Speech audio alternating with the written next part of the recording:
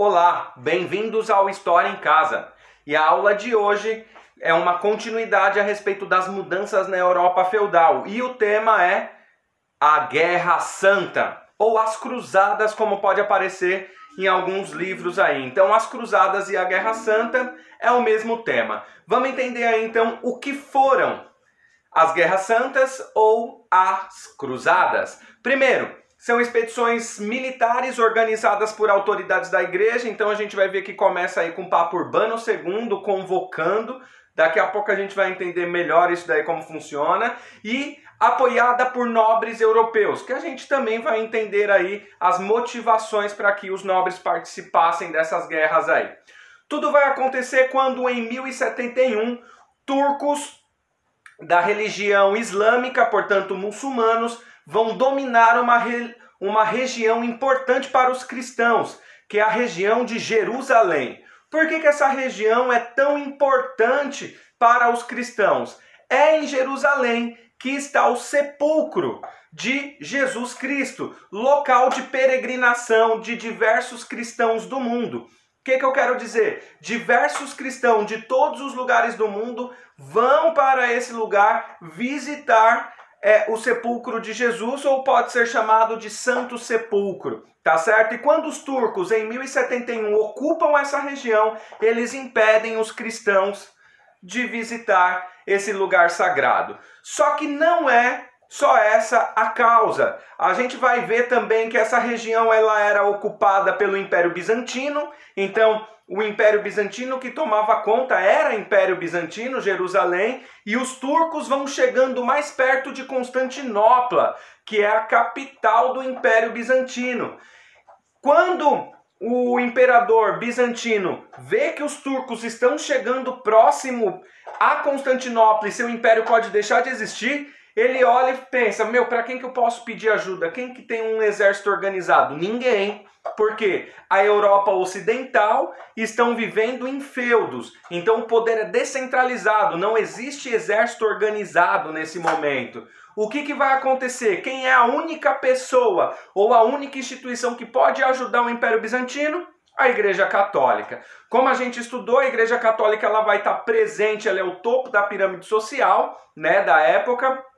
E o Papa, ao receber essa notícia, será que ele pensou facilmente assim, vou ajudar os cristãos lá em Constantinopla? Não. Por quê? Um pouco antes havia acontecido a Cisma do Oriente, Cisma do Oriente, que é a é a separação da Igreja Católica em duas. O patriarca Celário, ele saiu da Igreja Católica e fundou a sua igreja cristã, que é a Igreja Ortodoxa Grega. E em Roma ficou a Igreja Católica Apostólica Romana. Então eram duas igrejas cristãs diferentes. Por que o Papa de Roma ajudaria o Império Bizantino?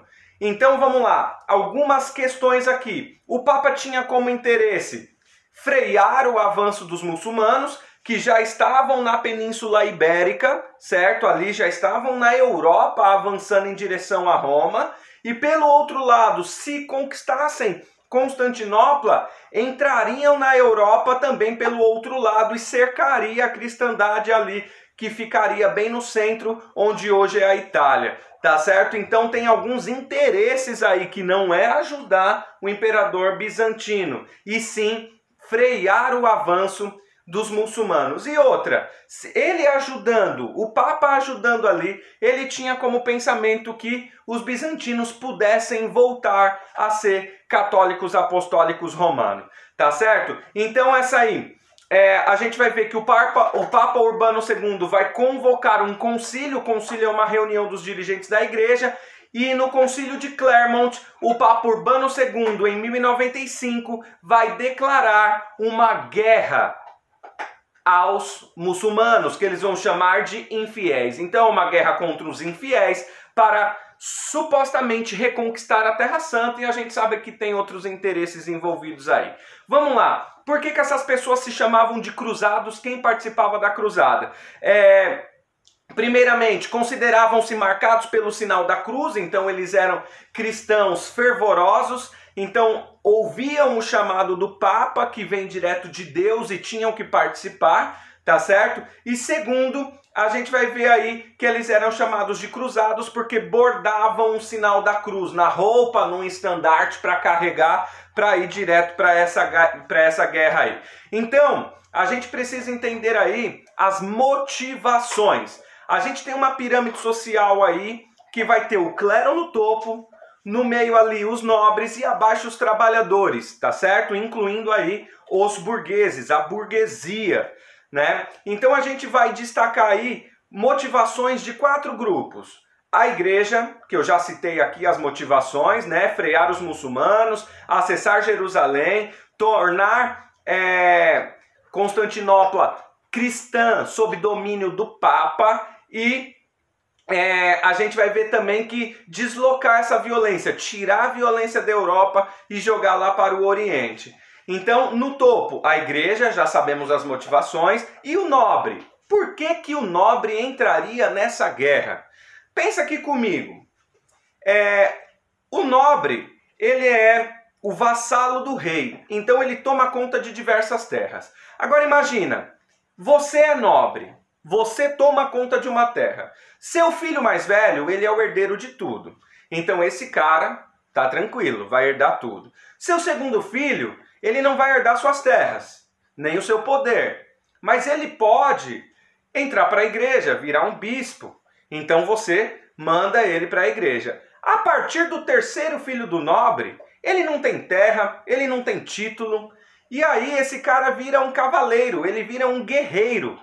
E as cruzadas vai ser importante para ele observar. Eu posso conquistar nessa cruzada um pedaço de terra e montar o meu feudo nesse caminho. Então esse cara vai para a guerra com muita vontade, vai levando galinha, cavalo, boi, vai levando um monte de coisa. E quando ele encontra uma terra no meio do caminho, ele vai cercar e vai falar: é minha, esse é o meu feudo, eu sou um nobre agora com terra. Então essa é a oportunidade desse nobre ter terra. Então a gente vai ver aí que os nobres, esses herdeiros de nada, né, eles vão querer obter retribuição material como terras e também de olho nas riquezas do Oriente. Além, lógico, da cristandade, de servir Deus e a igreja, o chamado do Papa Urbano II aí, tá? Então esses são os nobres. E os comerciantes, mercadores, que nós também podemos chamar de burgueses aqui, eles vão estar de olho no quê? Na expansão comercial. Opa, olha só, eu vou sair aqui de Roma, eu vou lá para Jerusalém, olha o tanto que eu vou caminhar. Meu, e se aparecer uma oportunidade boa de comércio? Então eu já levo umas coisas daqui para vender lá, já chego lá, se eu encontrar alguma coisa eu já trago para vender na Europa também. E dessa forma eu amplio o comércio entre Oriente e Ocidente, que a gente vai ver aí que é uma importante consequência das cruzadas, é a ligação comercial entre Oriente e Ocidente, tá? Então esses foram os burgueses ou comerciantes ou mercadores. E as pessoas comuns? O camponês, o artesão, e esse cara, por que que vai para a cruzada? Primeiro, pela salvação eterna. O Papa falou: todo mundo que morrer indo para a cruzada, ou morrer na cruzada, ou morrer dentro desse propósito, já está com salvação eterna. Indiferente dos pecados que já cometeu, está salvo. Opa, então eu vou. E o segundo motivo?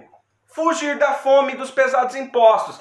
Pensa lá, assiste as aulas anteriores, quanto imposto que não pagava um trabalhador de uma terra lá, um camponês dentro de um feudo. Ele vê a oportunidade de sair dali e conseguir melhorar de vida, foge da fome, foge dos impostos, tá certo? Então vamos lá, essas são as motivações dos grupos que vão participar aí das cruzadas, observando bem que a gente está falando numa visão dos cristãos e não numa visão dos turcos, tá certo? Muçulmanos lá. Então essa aula ela vai ser eurocêntrica, na visão do cristão europeu, tá bom? Então vamos lá. As cruzadas duraram quase 200 anos, então entre o século XI e o século XIII foram 8 expedições oficiais, e um problema dessas expedições é que não havia, como eu disse anteriormente, exército profissional. Como que funcionava? Cada senhor feudal financiava a sua frota e partia para lá. Então os pobres iam com o que tinha, muitas vezes descalço, muitas vezes com uma faquinha. O cavaleiro nobre já ia com armadura, com cavalo, com uma boa espada, com um monte de aparato. Então cada um ia conforme suas condições. E aí, a partir do primeiro momento que o Papa, lá, Urbano II, em 1095, saiu do Concílio de Clermont e declarou guerra, o que aconteceu? Algumas pessoas começaram a já ir para Jerusalém, mesmo sem se organizar. A gente vai ver então que a primeira cruzada que vai acontecer, ela não é oficial. Ela é organizada e liderada por Pedro, que é chamado de o Eremita. Então essa galera totalmente desorganizada, cerca de 10 mil pessoas vão partir para o Oriente. O que vai acontecer? Vão ser massacrados pelos turcos, que tinham um exército fortificado, extremamente organizado. Tá? Se a gente for falar aqui dos muçulmanos, da expansão muçulmana, a gente tem um vídeo aí a respeito da expansão muçulmana, que vai dizer que após a morte de Maomé, o exército muçulmano, árabe principalmente, vai começar a se expandir. Tanto é que os turcos não são árabes e são muçulmanos. Tem um vídeo aqui no canal falando a respeito dessa expansão muçulmana, é só você clicar aqui no card, tá certo? Então vamos lá. A gente vai ver aí que essa cruzada dos mendigos, liderada por Pedro Eremita, vai ser massacrada, tá certo? E aí vamos para as cruzadas oficiais. Eu disse para vocês que são 8, eu vou citar as 4 primeiras, que são as mais estudadas nos livros didáticos, tá certo? E as que mais caem nas provas aí de vestibular e das escolas. Vamos lá, primeira expedição oficial, 1096 a 1099, foram 3 anos, liderada por nobres e com a ajuda dos bizantinos. Então, nobres europeus, então aí a gente vê condes, marqueses, viscondes, esses senhores feudais, auxiliada pelos bizantinos, que foi quem pediu ajuda aí para as coisas acontecerem. E o que acontece? Conseguem ocupar Jerusalém. Opa, professor, acabou, ocuparam. Não, os turcos não vão deixar por menos e vai acontecer a segunda cruzada entre 1147 e 1149. Qual que é a proposta aí da segunda cruzada? Fortificar, defender Jerusalém. Já ocupamos, precisamos mandar bastante contingente para a gente não deixar os turcos tomar de volta. E aí, essa foi liderada por reis, talvez achando que ia ser um pouco mais fácil do que a primeira. Foi para a guerra Luís VII da França, Leonor da Aquitânia e Conrado III da Germânia. E o que aconteceu? A cidade foi tomada pelos turcos, sob domínio de um cara muito importante aí, o Sultão Saladino, que vai aparecer também na próxima cruzada. Então, na segunda, os turcos dominam Jerusalém.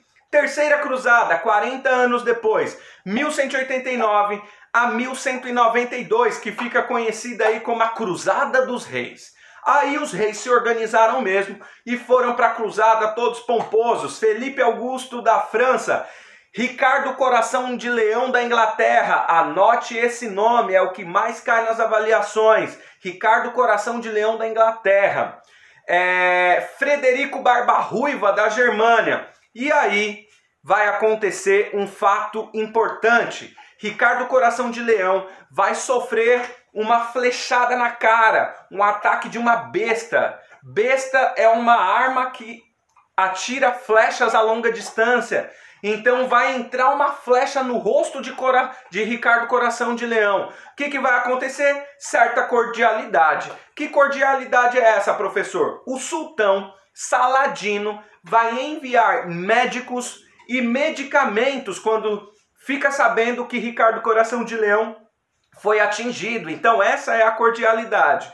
Então ele vai prestar hospitalidade ao rei inglês, só que alguns dias depois esse rei vai morrer, mas vai ficar marcada essa cordialidade aí. O que vai acontecer? Os cristãos vão ter acesso, então vai ter um acordo diplomático, os cristãos vão ter acesso ao sepulcro de Jesus.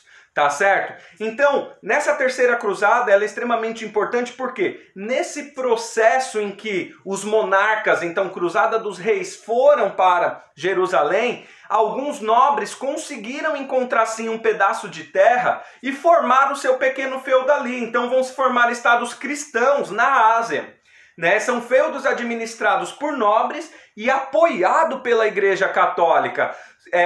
E aí vão se formar. A gente vai ver que eles vão ter uma dificuldade de se manter por alguns motivos. Por que esses reinos cristãos vão durar breves períodos? Primeiro, porque a distância da Europa é longa, então a comunicação fica difícil. Segundo, porque algumas doenças vão acometer essas pessoas que não têm a ciência e a medicação tão avançada para contê-las. Terceiro, a resistência do povo que estava ali. Como que alguém chega e domina a terra e fala: agora eu sou o rei desse lugar aqui. Agora vocês têm que obedecer às minhas ordens, às minhas leis e pagar imposto para mim. Então houveram revoltas e resistência aí desses povos. E depois as desavenças entre os próprios cristãos vão ajudar para que esses pequenos reinos sejam de breve período de duração. Tá certo? Nessa terceira cruzada também vão se fundar algumas ordens religiosas de caráter militar. O que significa isso? Vou dizer para vocês. Primeiro, são 4 ordens. Padre Templário tinha formação de monge, portanto ele era do baixo clero. Quase sempre ele era analfabeto, então ele recebia uma ordem e os ensinos do alto clero e passava para as pessoas. A gente já viu aqui também que a diferença entre alto clero e baixo clero, tá certo? Então, eles rezavam missas, faziam confissões e faziam outras cerimônias também no processo ali das cruzadas. Então esse é o padre templário. Depois, o soldado templário, que eram soldados leigos, era aquele tipo de pessoa que tá andando na rua e fala: você é cristão? Sou. Quer ir pra guerra? Quero. Toma essa espada aqui e vamos. Então ele não tem formação, ele não é monge, ele é soldado leigo, mas ele pega na espada e vai para a guerra. E aí, o mais importante de todos, o Cavaleiro Templário. Então, se você digitar no Google aí os Templários, você vai ouvir falar desse povo. Por quê? O Cavaleiro Templário, ele é quase sempre nobre. Então, esse é aquele cara que sai da Europa querendo conquistar as coisas. Ele tem formação de cavaleiro, ele é de família nobre. Ele usa um manto branco bonito com uma cruz vermelha no peito, pode procurar aí que vocês vão ver. E ele representa mais ou menos 10% dessa população que vai para a guerra. Então, parece pouco, mas é muito numeroso, tá? E por último, o Cavaleiro Hospitalário, é a 4ª ordem religiosa militar que vai se formar aí. Esse Cavaleiro Hospitalário é uma ordem religiosa da Palestina e o nome já diz, hospitalário, de hospitalizar, vai estar relacionado ao auxílio aos doentes e aos peregrinos na guerra. E ele cumpre 2 funções, além de auxiliar os peregrinos e os combatentes, né, que vão sofrer aí com doenças e diversas outras questões, ele também vai combater, certo? Esse povo da Palestina. Vamos para a 4ª cruzada, que é de 1201 a 1204 e fica conhecido como Cruzada Comercial. Você podia pensar assim: professor, parou na terceira, né? Fizeram um acordo, diplomacia, os cristãos já conseguem ocupar Jerusalém, não tem mais para que acontecer? Tem sim, Cruzada Comercial. Por quê? Ela é feita por questões econômicas e políticas. Quem financia isso daí são os burgueses, os comerciantes, principalmente da cidade de Gênova e Veneza. A gente vai ver que os venezianos, ali onde hoje é a Itália, vão dar até navios para que as pessoas fossem para a guerra. E aí, esses navios, eles nem chegam a Jerusalém, porque não é um interesse. Eles vão para onde? Para 2 cidades, Zara e principalmente Constantinopla. Por quê? Essas cidades eram concorrentes deles no comércio entre Oriente e Ocidente já nesse período aí. Então eles vão fundar lá o Reino Latino de Constantinopla, né? E vão ajudar esses cruzados aí para lá. E o que vai acontecer? Vão vencer. Uma das consequências é os venezianos ou os italianos ali naquele momento, venezianos genoveses, ocuparem o mar Mediterrâneo, tá certo? Para o comércio com o exterior. Então vamos para finalizar as consequências e as mudanças aí após as cruzadas. Primeiro, o desgaste da nobreza. Gastou muito dinheiro, perdeu muita vida. Tá certo? E a gente vai ver que vai perder essa força dentro da Europa. Segundo, a intensificação da vida urbana, a produção artesanal. Então o povo vai começar a sair do campo, ir para a cidade. E aí a gente vai ter essa intensificação, crescimento da cidade. Terceiro, que eu acabei de citar, o controle do Mediterrâneo pelas cidades italianas, principalmente Gênova e Veneza, tá certo? E a reabertura do comércio internacional no mar Mediterrâneo sob o domínio dessas cidades, principalmente. Terceiro tópico, aumento do consumo de especiarias e de artigos de luxo vindo do Oriente. Então, eles vão conseguir trazer cada vez mais produtos do Oriente para o Ocidente. Próximo, aperfeiçoamento de técnicas agrícolas. Agora as pessoas vivem mais, é necessário expandir os campos de cultivo, tá certo? E para isso é necessário novas técnicas, tá? Depois, a transferência de renda para a burguesia, que era do clero para a nobreza, vai para a burguesia. Início da decadência do feudalismo também, e aí a gente vai ver que muitos nobres vão morrer e os camponeses vão aproveitar a ausência desses nobres para conseguir tomar as suas terras. E aí, a gente vai falar da próxima aula, os burgueses enriquecidos vão apoiar o fortalecimento do rei, mas isso é um tema para daqui a pouco. Meus queridos, forte abraço, nos vemos na próxima!